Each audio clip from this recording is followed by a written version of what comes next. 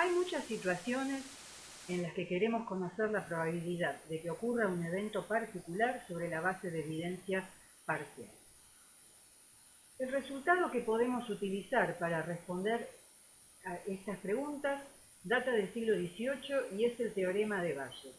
Es una herramienta más de análisis probabilístico que vamos a ver en la presentación de hoy. En los últimos años el teorema de Bayes se ha aplicado extensamente para estimar probabilidades basándose en 9 evidencias, en áreas muy diversas, además del área ambiental. Hoy veremos que cuando hay información extra o disponible, se puede actualizar y derivar una estimación más realista de que un evento particular ocurra. En vez de pensar en la probabilidad meramente como la frecuencia de un evento, en el enfoque subjetivo bayesiano, una probabilidad es una construcción que depende de la información o estado del observador.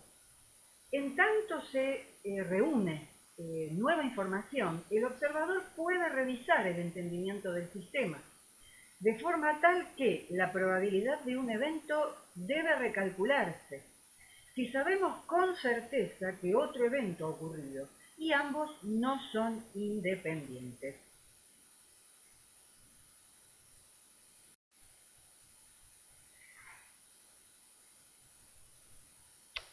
La inferencia bayesiana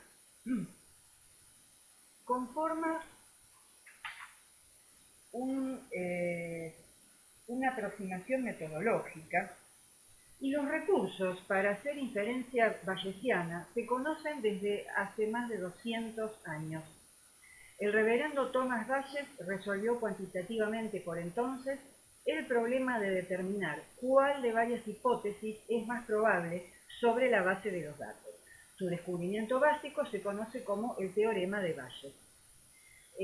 Bayes nació en Londres en 1702 y falleció el 17 de abril de 1761. Perteneció a la sociedad, la Royal Society, en 1742, una sociedad científica. Si bien no había dado publicidad a ningún trabajo bajo su nombre. De hecho, su artículo más emblemático, Ensayo hacia la solución de un problema en la doctrina del azar, fue publicado en forma póstuma. Según un autor, que en un artículo que lo tienen en la plataforma como material adicional de lectura, junto con otros artículos, yo se los recomiendo leer, Bayes dejó con su famoso resultado una alternativa para mejorar la calidad de interpretación de los datos que se tienen. Entonces, como decíamos en la diapositiva anterior, la inferencia bayesiana conforma una aproximación metodológica que permite incorporar evidencias aportadas por experiencias previas dentro del proceso analítico, teniéndolas en cuenta a la hora de la conclusión. Por ejemplo, un médico tiene un criterio a priori sobre un paciente, realiza exámenes complementarios y actualiza su visión inicial sobre el diagnóstico para ese paciente al combinar las dos cosas, su visión inicial y la información complementaria. Es lo que constituye un proceso de inducción integral. Parece bastante natural que un investigador en el área ambiental se conduzca de manera similar.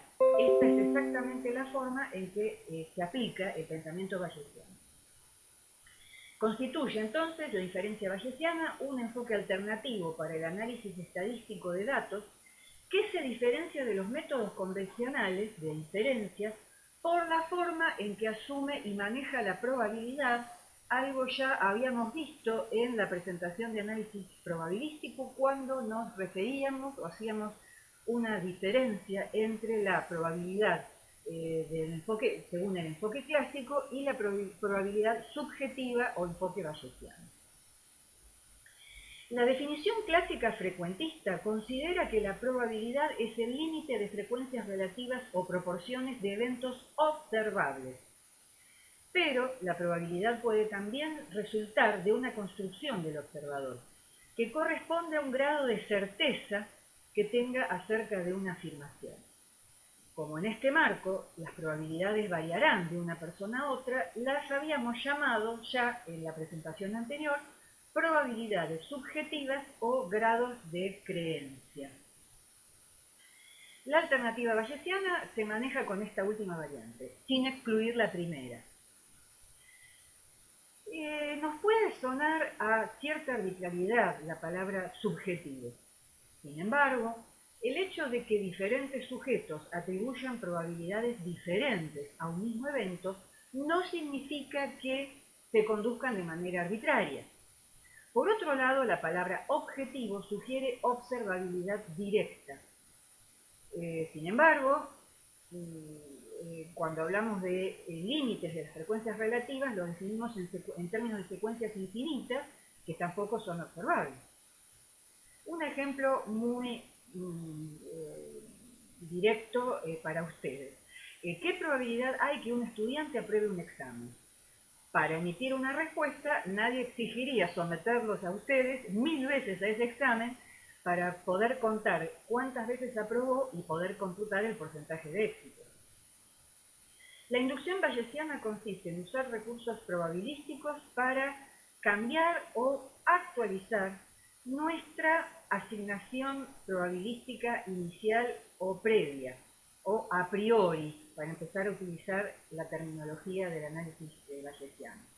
Esta probabilidad inicial puede haber sido establecida en forma objetiva o subjetiva, por ejemplo, haber sido consultada a un experto, a la luz de nuevas observaciones, es decir, computar nuevas asignaciones condicionadas por nuevas observaciones.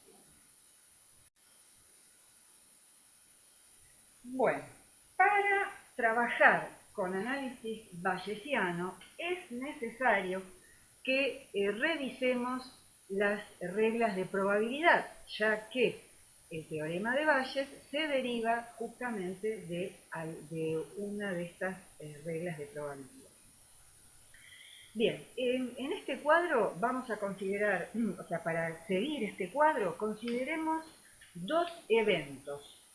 Uno lo llamamos X, otro Y. Si X e Y son mutuamente excluyentes, entonces la probabilidad XY, o bien ya la conocemos como la probabilidad conjunta, es 0. Y se suman las probabilidades de X y de Y, lo que tenemos en el caso a la izquierda en la parte superior. Puede ocurrir que dos eventos sean independientes, pero no mutuamente excluyentes. Por ejemplo, consideremos dos industrias que operan el mismo proceso químico, liberando contaminantes tóxicos del aire. Es decir, el evento sería liberación o contaminación del aire. La planta Y opera 150 días por año y la planta X 60 días por año. Las plantas son independientes y no relacionadas en momentos de operación, pero podría ocurrir que en determinados días operen simultáneamente. Es decir, la probabilidad conjunta XY es mayor que 0. Y la probabilidad de que ocurra X o Y está dada por la suma de sus probabilidades individuales menos la probabilidad conjunta. Que a su vez, si los eventos, como en este ejemplo, son independientes, la probabilidad conjunta es el producto de las probabilidades individuales, como tenemos en la parte inferior izquierda.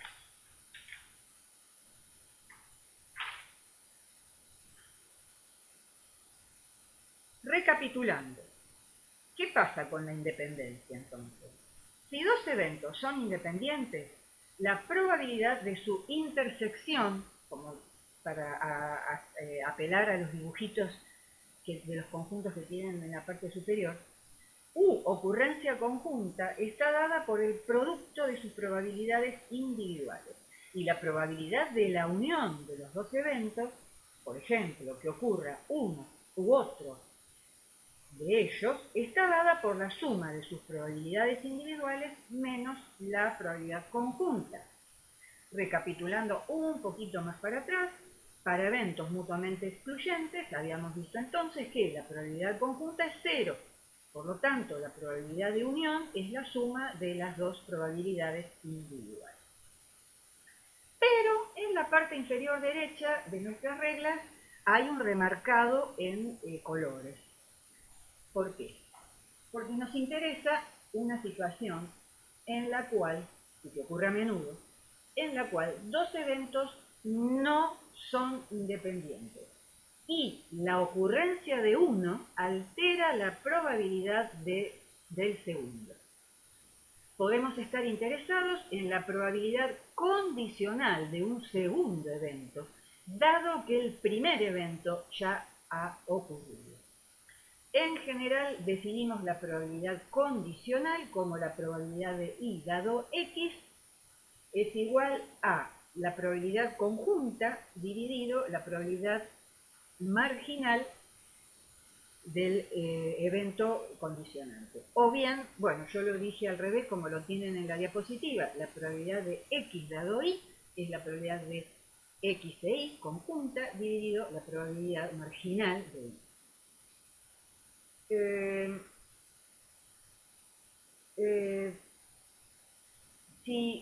Si fuera, entonces, para el caso de la diapositiva, como y ya ocurrió, x solamente puede ocurrir como xy, como probabilidad conjunta.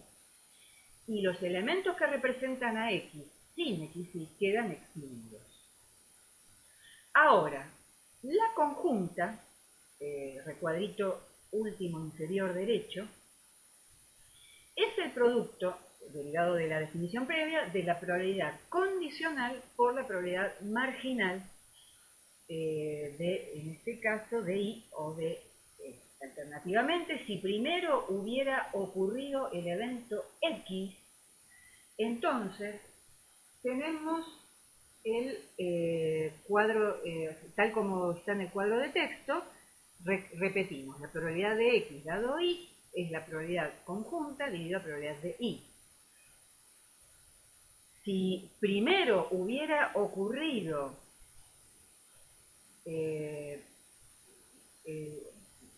si primero entonces hubiera ocurrido x, pasa lo mismo. Y solamente puede ocurrir como xy y los elementos que representan ahí sin xy quedan excluidos. Por lo tanto, la conjunta pasa a ser la probabilidad de y dado x por la probabilidad de x, ¿no? O sea que entonces tenemos que en el último recuadrito, en color violeta, vemos que ambas expresiones son iguales a la obtención o definición de la probabilidad conjunta.